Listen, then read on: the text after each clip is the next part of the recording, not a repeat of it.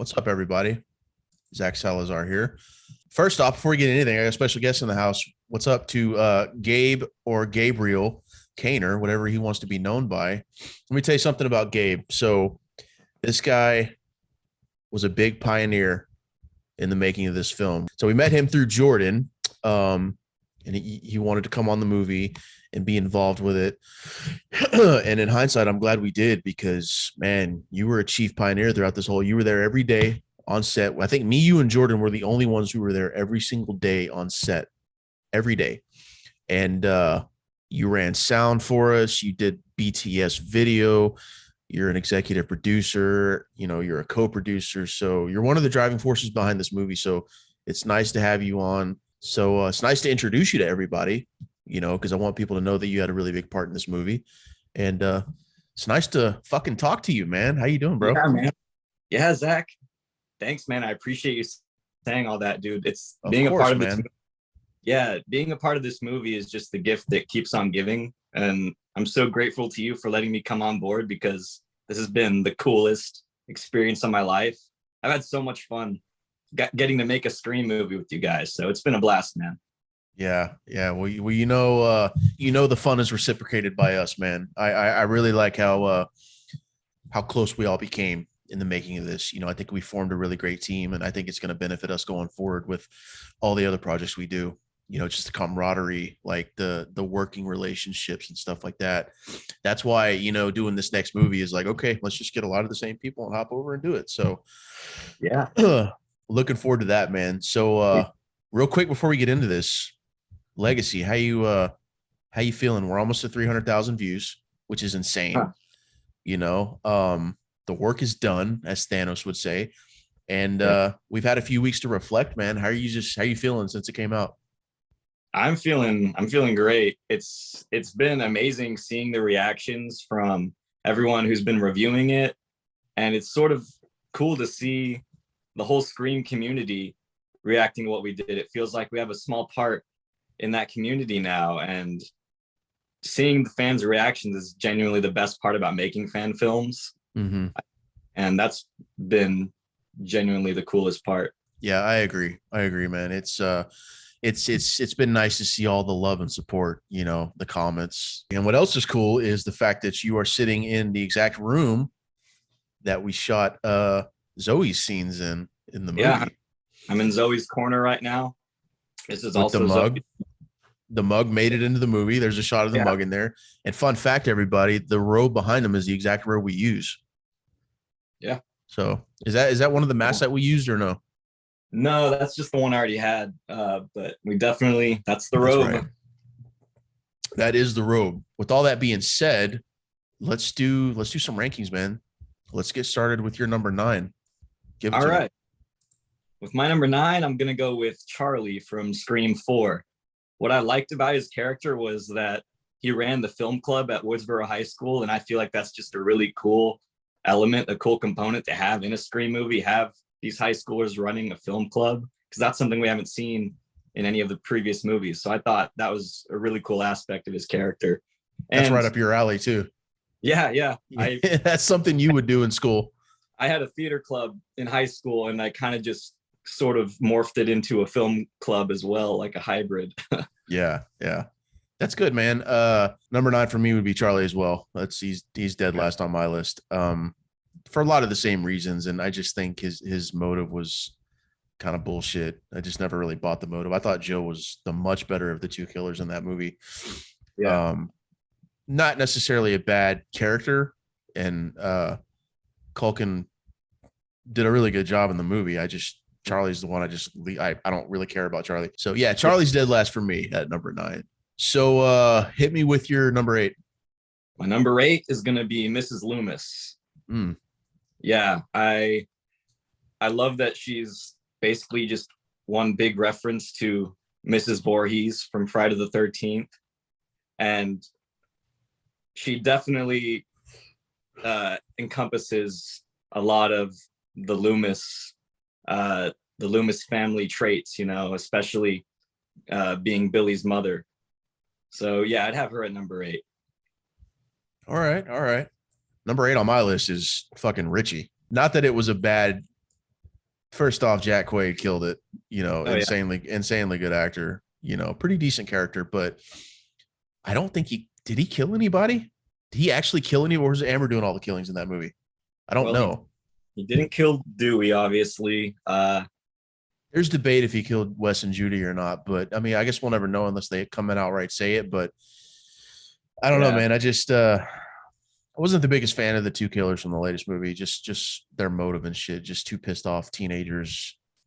I get it. They want to do the whole fandom, toxic fandom thing. Which makes sense this day and age. I'm not disagreeing with that. I just didn't find him as exciting as I do all the other killers above him. And I think Amber did a little bit more than him to warrant me placing her a little bit higher. But yeah, Richie's number 8 for me. So let's go to your number 7. For my number 7, speaking of, I'm gonna go with Amber. At the end of the day, she is the one who did manage to, unfortunately, kill Dewey, and that's a pretty big undertaking. Mikey Madison, I believe her name is. She did a great job playing that character. Obviously, we've both seen Once Upon a Time in Hollywood. She can play crazy. And yeah, she was great. Yeah.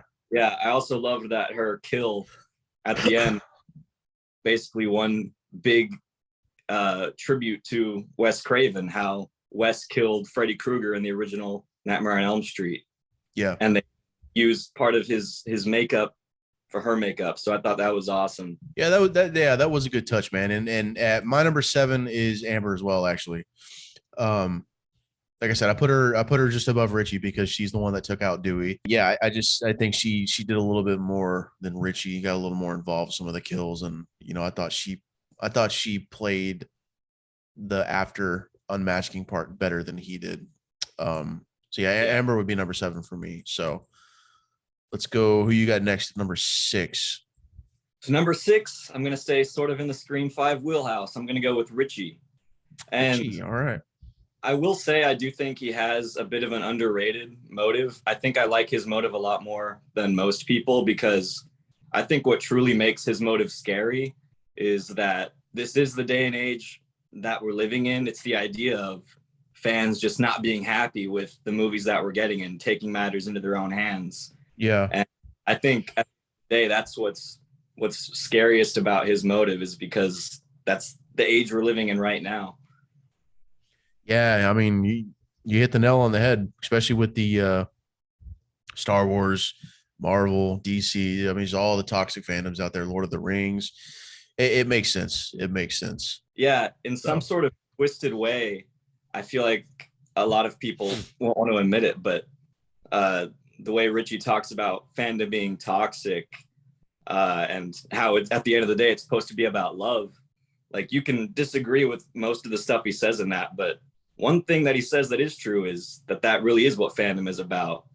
And unfortunately, like, he's one of those killers who's misconstruing it. Yeah, man. I mean, that shit's just out of control anymore. The toxic fandom.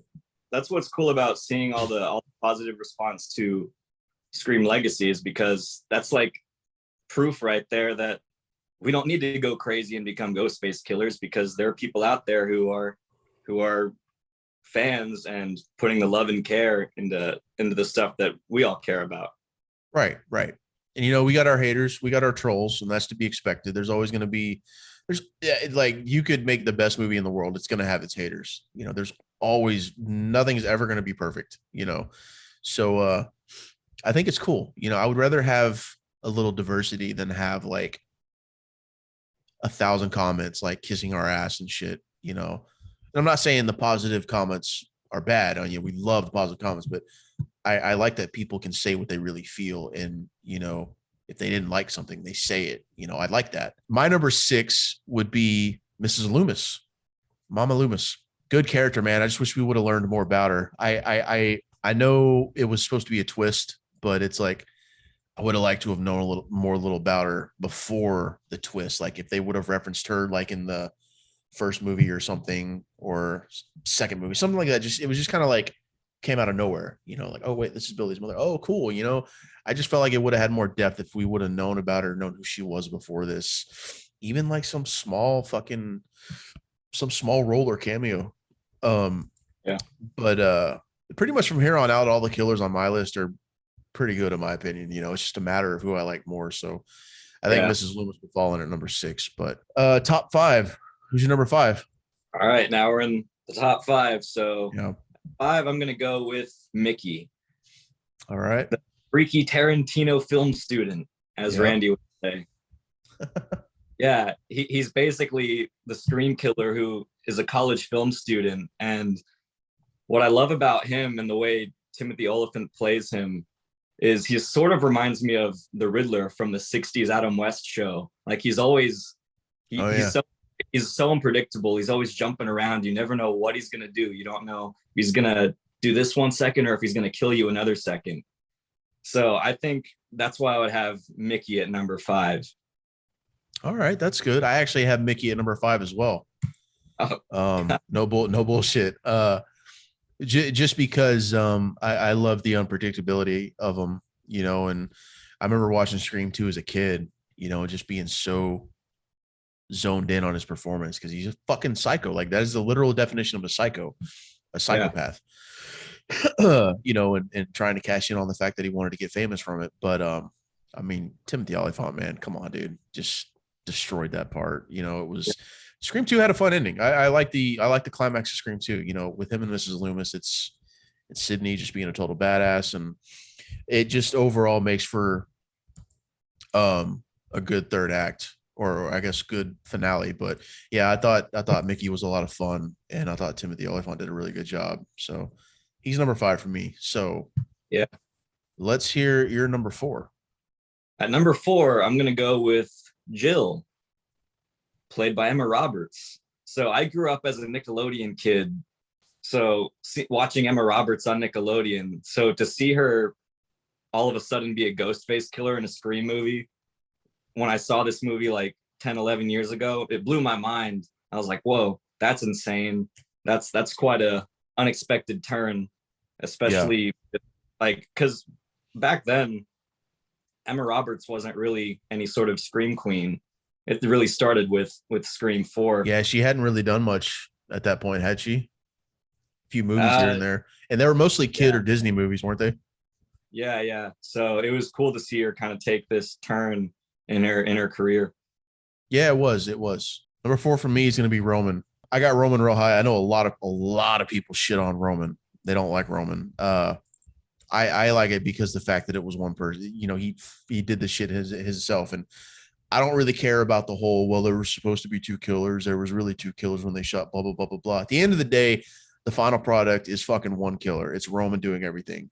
And kind of like Mrs. Loomis, I wish we would have gotten to know a little bit more about him as a character. I know it kind of would take away from the twist of he's the brother, but it's like, I thought that was kind of shoehorned in at the last minute. Like, I like the angle of the brother being shut out and wanting revenge, but I just feel like there should have been a little bit more substance before that. So that's my number 4 is Roman. So let's hear your number 3. Well, speaking of number 3. Yeah, I figured. Roman Bridger. I figured. Yeah. What I loved about Roman was not only his top Sydney, but also he's sort of the most meta Scream killer in my opinion, because he is a director, and the way he was able to direct, sort of orchestrate what Billy and Stu were doing from the beginning, I thought that was really cool. I know that bothered a lot of people. Personally, it never bothered me. I just thought it sort of added to the lore and made what Billy and Stu were doing even more interesting. Yeah. Scott Foley's performance as Roman, I thought was really good. And so, yeah, I've got to give it to Roman for number 3 from Scream 3. That's a good pull. That's a good pull. I like the character overall. Fun character. Number 3 for me would be is Jill. I'm obviously we know who the top 2 are, but Jill would be number 3 for me. And I only place her higher than Roman because I liked how she took it a little step further. She was, 1, a fucking psychopath. She killed her own mother, for God's sakes. And 2, her commitment to her plan was just insane. Like the depths she was going to, or the lengths that she was willing to go to, you know, create this narrative of her being the sole survivor. Like she had a mission and she was going to see it through until her dying breath, which she did. But yeah, it was just completely unsuspecting from Emma Roberts. You never would have thought she could play this psychotic fucking killer, you know, and I thought Emma Roberts was just fantastic in this, in that regard. I was probably one of the few that was genuinely shocked. I didn't see that coming. I didn't think she was going to be the killer. I know some people called it, you know, and everybody's different, but I honestly didn't see that coming one bit. So the fact that they pulled that on me and her performance and her motive and just all the shit that she went through, that's why I got Jill so high on my list. Yeah. So. Yeah. What I liked about Jill as a killer is she was sort of the first killer that really established this new set of rules from Scream 4 onward, that the killer can really be anybody. When Ghostface is in the costume, he's 6 foot, he's his own character. Right. So basically the killer can be anyone. And I think that's sort of the cool rule that having Jill as a killer sort of established, and they carried that on with Scream 5 with Amber, I think. Yeah. No, for sure.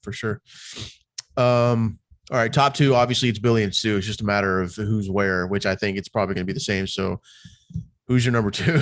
Who's your number two? Number two, I've got Matthew Lillard, Shaggy himself, Stu Mocker. Yeah, I mean, you kind of can't place him. You kind of can't place him any lower than 1 and 2, him and Billy. I mean, it's kind of sacrilege. I don't think any killers compare to Billy and Stu. You know, I really don't. Yeah, I mean, Stu let them use his house for the final bloodbath. Yeah. Yeah. It's Stu is basically, and that's another thing. I grew up, first thing I ever saw Matthew Lillard in was as Shaggy. So are you serious? Yeah. Oh, well, you were born in 2000s. Okay, yeah. So yeah, that makes sense. The first thing I saw him in was probably Scream, actually. Yeah. I think I was 8 when the first movie came out. Yeah. And you didn't even exist yet. Holy shit. I was born born a week or two before Scream came out. But yeah, so damn. For me watching Scream as a 12-year-old, I was like, this is like Shaggy Rogers going nuts. Yeah. And I was like, he's so good, dude. He's so good. Go ahead. I'm sorry. Yeah, and Matthew Lillard and I share a birthday too. Is that right? Yeah. I didn't know that. Yeah.